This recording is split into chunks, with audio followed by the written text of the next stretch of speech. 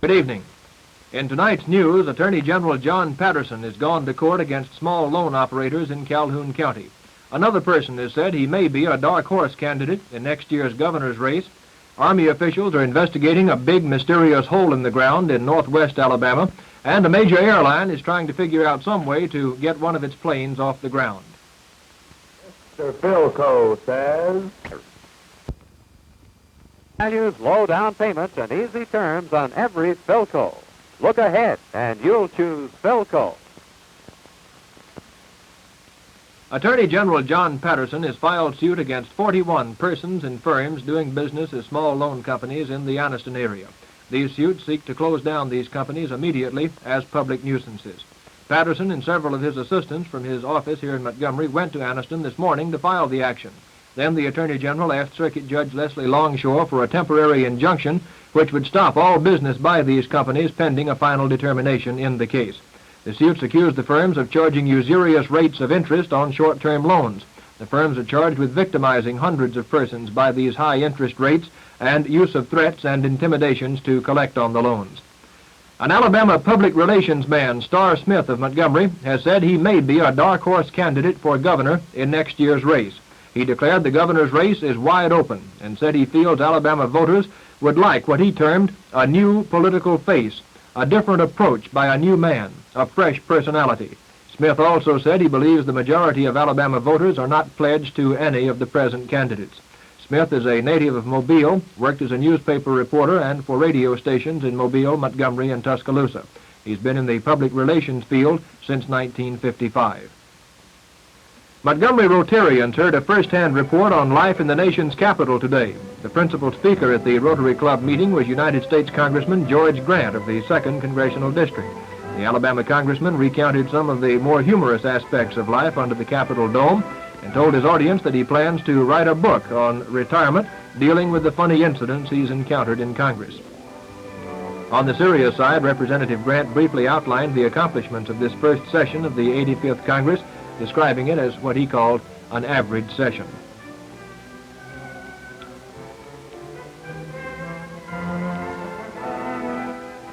A burglar that almost got away is returned to Prattville thanks to quick action on the part of Autauga County law officials. 19-year-old Thomas Moore of Illinois has been charged with 2 counts of burglary following his arrest on a tip from officers J.C. Davis and Charlie Sanderson. The accused was first stopped for routine questioning while riding a motorcycle through Prattville early Sunday morning. Later, when cycle tracks were found outside 2 establishments that had been burglarized, Moore was arrested and he admitted the thefts. Mediators in the Mobile bus strike took the day off today in order to allow the union drivers and mechanics an opportunity to get together and talk the situation over on their own. However, the union president has said he will not submit any proposals to the membership. Instead, he says he'll merely bring them up on developments. Company, union, and mediators will get together again tomorrow for another try at ending the 40-day-old strike, which has left the port city without bus service. Well, that's your favorite grocery. One taste, and you'll be glad you did. Yes, Ziegler's luncheon meats are seasoned to please you and me. Accidents in Alabama took a total of 11 lives over the past weekend. 8 persons died in traffic. A 13-year-old boy in Tuscumbia accidentally hanged himself while playing, and 2 people were burned to death in fires, including 22-year-old Weta Black Powell of Monroeville. Here's Colonel Bill Lyerly, the State Highway Patrol Director, with the facts and figures on the accidents within his jurisdiction. There were 8 people killed this weekend and 45 injured. These 8 were killed in 2 fatal accidents. In Jefferson County, Sunday morning, 12:45, 1/10 mile north of Fultondale on old U.S. Highway 31, a 1-car accident. 3 young men were killed. One was 18, 21, and 23 years old. The driver lost control, going too fast, and overturned. 3 killed. Covington County, in the other fatal accident, 5 people were killed. This also happened Sunday morning at 2:15 a.m. in the morning. 12 and 1/10 miles south of Opp on U.S. Highway 331. 5 young men killed. 4 of them were 21, the other one was 22 years old. There was a 2-car head-on collision. The cause of this accident was excessive speed on the part of both cars, and one car was on the wrong side of the road. Now, in these two accidents, as well as all accidents, carelessness, in particular in this accident in South Alabama at Ops, it was night, dark, wet, excessive speed, another car on the wrong side of the road. Excessive speed, we've talked about it many times. Maybe we aren't reaching some of these drivers with our safety message. Maybe we don't know how to reach them. But we try every way we know to reach all drivers in all of these accidents to try to tell them the faults that they're making so that you won't make the same mistake.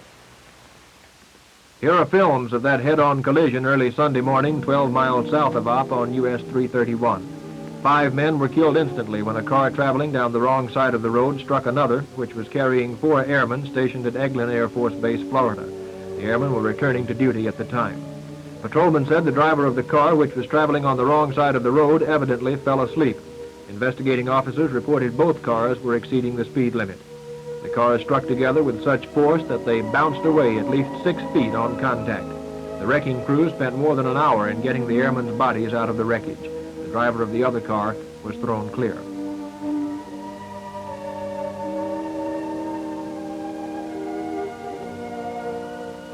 A plantation owner near Indianola, Mississippi, spotted a wheel sticking out of a rain-swollen gully today and called police.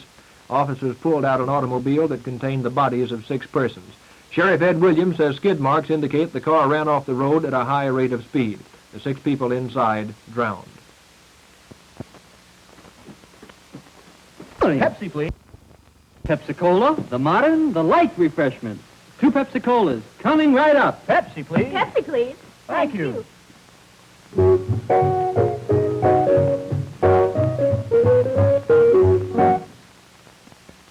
575 pupils at the Childersburg Junior High School got a holiday today. Their 20-room school building burned to the ground yesterday, and officials are still wrestling with the problem of where to hold classes.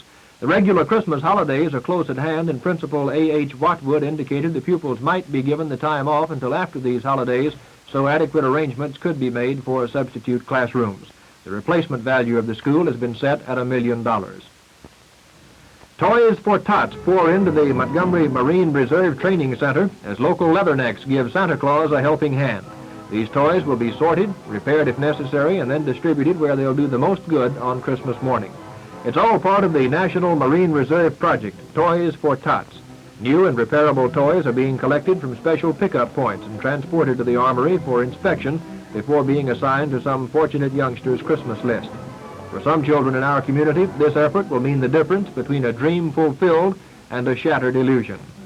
A beachhead against childhood disappointment, and the Marines, as usual, have the situation well in hand.